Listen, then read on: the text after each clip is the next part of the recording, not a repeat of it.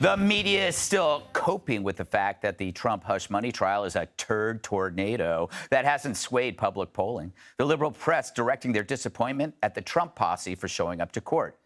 They're also obsessing over the orange nemesis getting some shut-eye during the boring testimony. One thing that has changed in the Republican Party is that they're being in the tank for Donald Trump. But they all now dress like him, too. Yes. They were all wearing the exact same outfit. It was like they were Rockettes. I'm cheering for Speaker Mike Johnson. And yesterday was a very, very sad spectacle for America and for an institution I love. The old man sitting there in the defendant's chair, head tilted back to the right, eyes closed, made it look like a trial at a nursing home. If he were found like that in his chair at a table in the nursing home during lunch, he would be immediately checked for signs of life. He's enraged. And that's why I think he's so orange, because I think it's red underneath. Lawrence O'Donnell's 5 years younger than Trump. And Rachel Maddow's been dressing the same for 20 years, like Wally Cleaver. The same clothes. And the star of Dirty Grandpa, Robert De Niro, getting censored by The View after raging like a bull who saw a red MAGA hat. And they might think that it's going to make their life better, or they just want to, excuse my French, literally, it's almost like he wants to do the worst that he could possibly do to show this country. His slogan.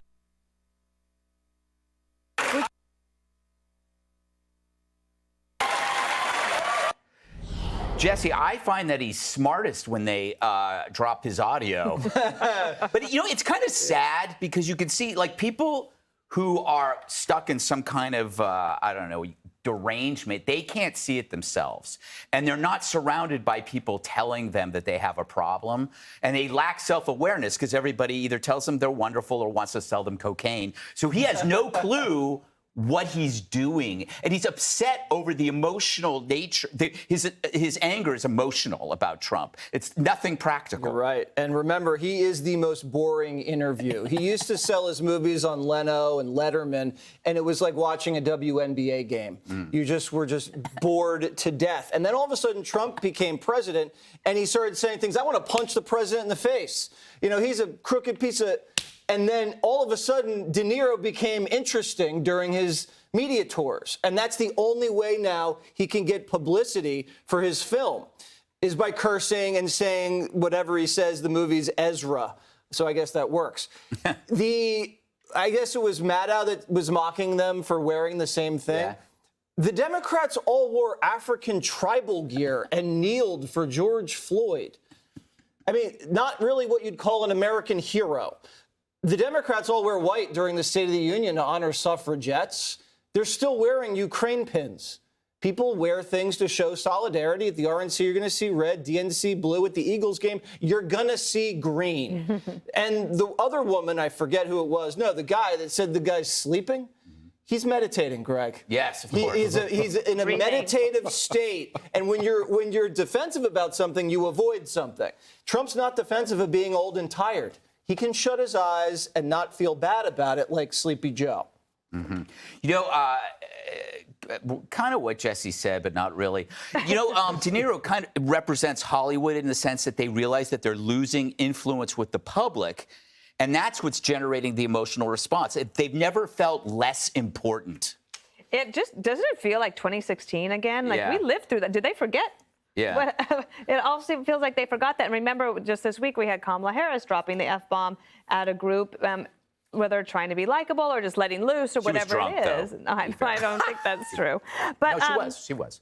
For them making fun of Republicans going there to defend President Trump, if they thought that this trial were going well, that Trump was actually going to get convicted, or that this case was actually a good case, do you think for 1 second the Democrats wouldn't be there at the microphones? They're running away faster, as fast as they can, because they know it's a dog. That's why, if they thought this case was going so well for them, do you think Biden would say, you know what, we really should do debates and change the subject? No, they would need to change the subject.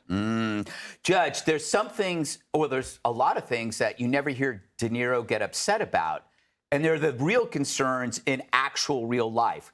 Crime, illegal immigration, inflation. Instead, he's obsessed with these hypothetical what-ifs that Trump is going to keep hold on to power. None of these things are true. Well, the amazing part of it is that they keep saying these things, and I say, am I living in a different world?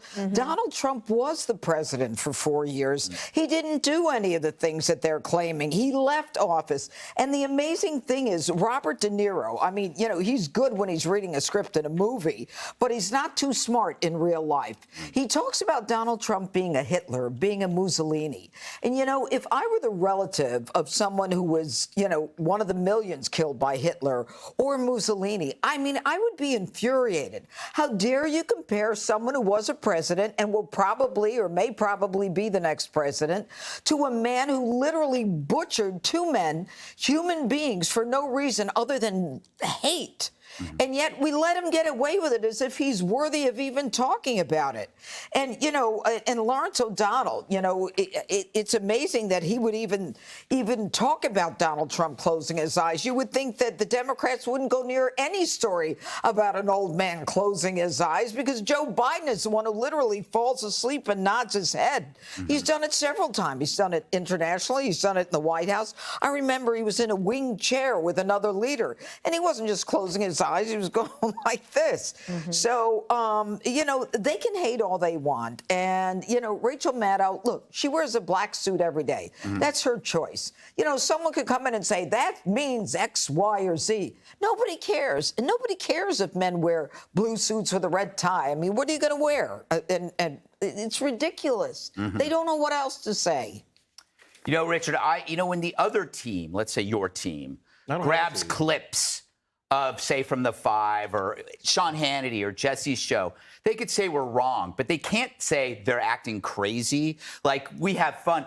But why is it on the other side, let's say the MSNBC, the CNN, the View side, when they actually appear like they have psychological issues, that this stuff is so ingrained, this Trump derangement, that they are mentally ill? That's De Niro clearly is having problems. His therapist is getting paid a lot.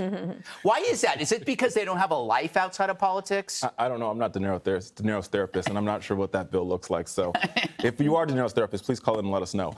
But look, I do think them wearing the same outfit is a little funny. Let's just call it. A joke is a joke, and that one was a good one. And Jesse, because I have to say this, WNBA ratings are up right now, and the games are literally sold out. Who is watching that? Literally, not only are the games sold out. Sometimes I lose to the WNBA. Not only are the games sold out, but they're moving them to bigger arenas because more and more people are buying tickets. So big shout out to women's basketball right now. But you're good at changing the subject. No, I mean, I'm going to get to it, but I had to do that. But look, I think there's been a lot of media coverage. I think there's almost been too much media coverage around this trial because at the end of the day, unlike the debate where the American people are deciding, this trial is going to be decided by those 12 people in that jury box, right? And there's no cameras in this jury. There's no cameras there. They're the ones receiving this information. They're the ultimately ones that are going to be making the decision here. And so all this prognosticating and polling on how or when we think it's going to happen, it's all based on those 12 individuals.